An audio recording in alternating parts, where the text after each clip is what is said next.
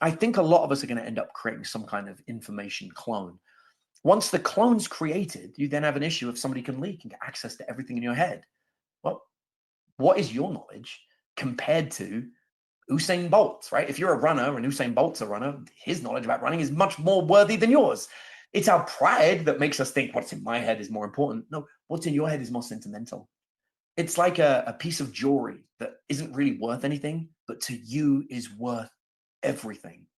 That's what the clone is really about. It's not about the value of it in terms of knowledge. It's about in terms of experience.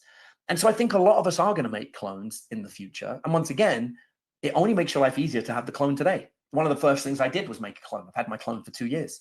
And when a client sends me a question, I'll tell you this now. If you end up becoming one of my clients, if you write me a question, I have to write in full. I don't write that, my clone does. And I tell everyone, I'm like, yeah, I'm going to take your question. I'm going to give it to my clone. My clone's going to output it. And then I'm going to read it. I'm not just going to send it to you. I'm going to read it. I'm going to read everything my clone says, and I'm going to see if I agree with it. And more often than not, I tweak it. Not a lot. I add subtle tweaks that make sure it's more like what I would have said, make sure it's more like what I would have done. And that is the human experience. And that makes it better for my client. But more importantly, I know everything my clone has said to my client so I can give feedback. And although it's not 100% perfect, when I add that tweak, it does become perfect.